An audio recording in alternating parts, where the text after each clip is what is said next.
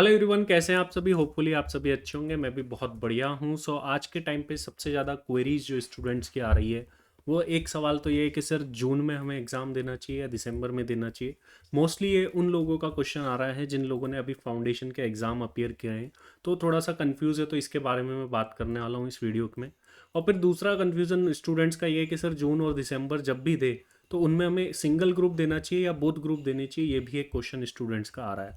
तो इन दोनों सवालों के जवाब इस वीडियो में मैं आपको देने वाला हूँ कि क्या बेनिफिशियल है, कैसे प्लानिंग करनी चाहिए और आपकी थिंकिंग क्या होनी चाहिए उसके लिए। चलिए बात करते हैं। सबसे पहले देखिए, मान लीजिए आपने फाउंडेशन का एग्ज़ाम अपीयर करा है। तो आपने फाउंडेशन का एग्ज़ाम अपीयर कर लिया है, जस्ट सपोज। अब फाउंडेशन का अब एग्ज़ाम अपीयर करने के बाद में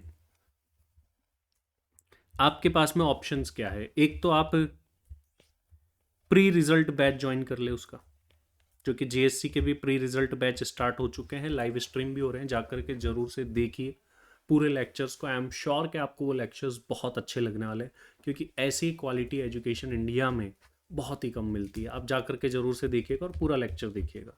और एक आफ्टर रिजल्ट शुरू करने वाले, पहला सवाल तो यही है भाई कि शुरू कब करने वाले।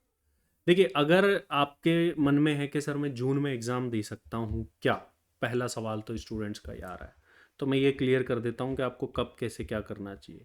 अगर आप जून में एग्ज़ाम देने की सोच रहे हैं, तो देखिए क्लासेस के आपके पास में अलग अलग मोड्स होते हैं, डिफरेंट डिफरेंट टाइप। एक होता है आपका offline mode, face to face. एक मोड होता है ऑनलाइन लाइव। और एक होता है रिकॉर्डेड मोड।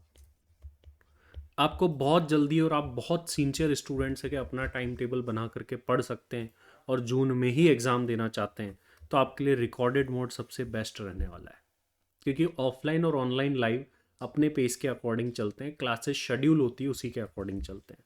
अगर आपको जल्दी है कि नहीं मुझे तो जून में ही देना है, हालांकि मैं रिकमेंड नहीं करता हूँ, क्यों मैं इसका रीज़न भी बताऊँगा आगे, तो आपको रिकॉर्डेड मोड के लिए जाना चाहिए। और अगर आप ऑफलाइन या फेस टू फेस मोड के लिए जाते हैं, तो आपको at least per day 6 to 8 hours की स्टडी करनी पड़ेगी।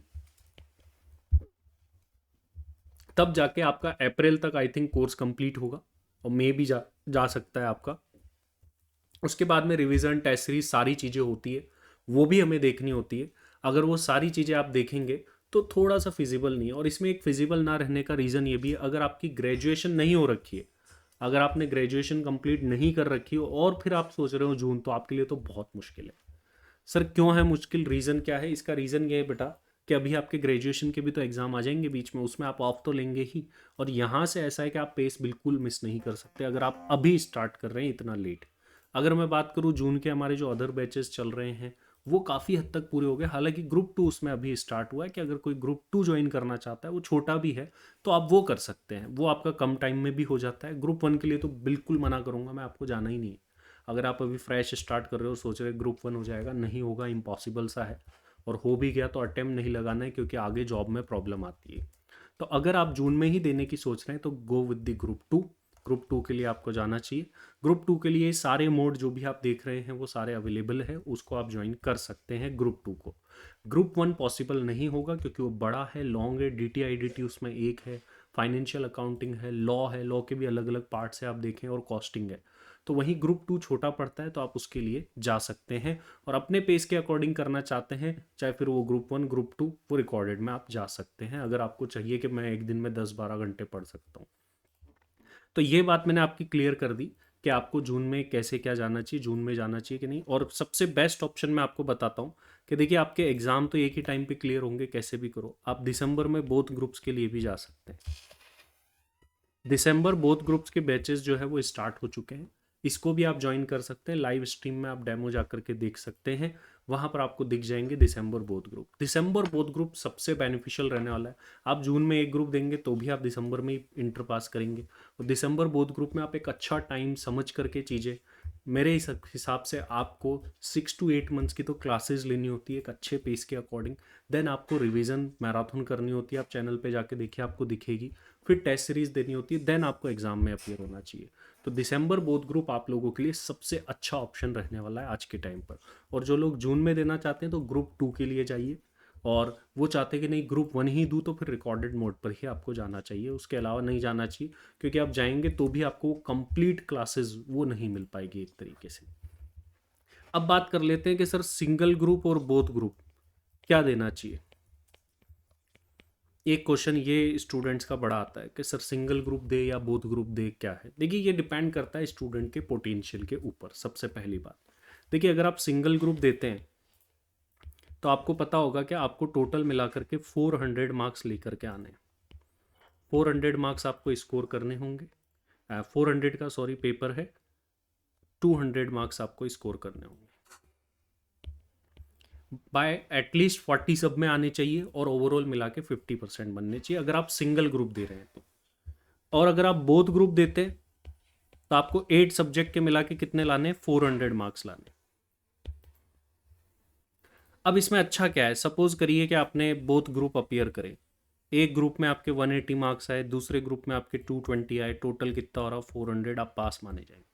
मीन्स अगर हम बोथ ग्रुप देते हैं तो दोनों ग्रुप्स के मार्क्स ऐड ऑन करके देखे जाते हैं। अगर हम एग्रीगेट में कम भी रह गए तो भी दूसरे ग्रुप से सेट ऑफ मिल जाता है, इसको बोलते हैं सेट ऑफ बेनिफिट।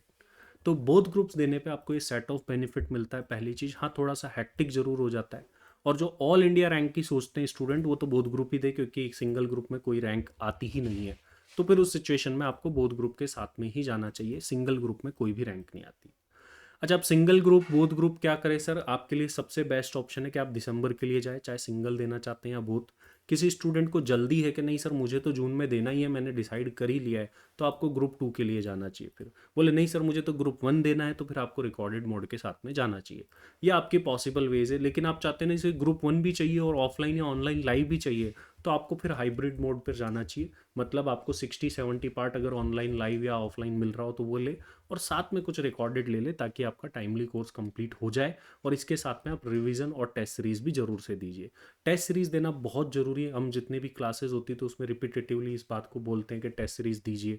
और उसके बाद में कोर्स कंप्लीशन के बाद में आप देखेंगे chapter wise detail test series होती है और फुल टेस्ट सीरीज होती है, तो वो सारा आपको पैटर्न फॉलो करना होगा। देन जा करके आपके एक अच्छे तरीके से एग्ज़ाम में मार्क्स लाने का जो रास्ता है वो साफ होता है। तो ये ओवरऑल मेरी आप लोगों के लिए एडवाइस है कि जून में दे या दिसंबर में दे, सबसे बेस्ट ऑप्शन दिसंबर में दीजिए। टाइम लीजिए, अच्छे से प्रिपरेशन करिए। इंटरमीडिएट जो है वो बिल्कुल भी ऐसा नहीं कहूँगा कि बहुत आसान है, हलवा है, ऐसा कुछ नहीं है। फाउंडेशन और इंटर में बहुत ज़्यादा फ़र्क होता है। और जिन लोगों ने ऐसा है कि सर अभी सिंगल ग्रुप दिया है और वो क्या करें, तो उनको इमीडिएटली अपने जो दूसरे ग्रुप है उसकी प्रिपरेशन स्टार्ट कर देनी चाहिए। टाइम उनको बिल्कुल भी वेस्ट नहीं करना चाहिए। जो सेकंड ग्रुप है उसके बैचेस स्टार्ट हो चुके हैं, आप चाहे तो रिकॉर्डेड में भी जा सकते हैं उसके लिए। ठीक है, तो ये मेरी आप लोगों के लिए एडवाइस थी। अगर आपका और कोई भी सवाल है तो ज़रूर से कमेंट बॉक्स में लिखिएगा, मैं उसका भी आंसर देने की कोशिश करूँगा। Thank you very much.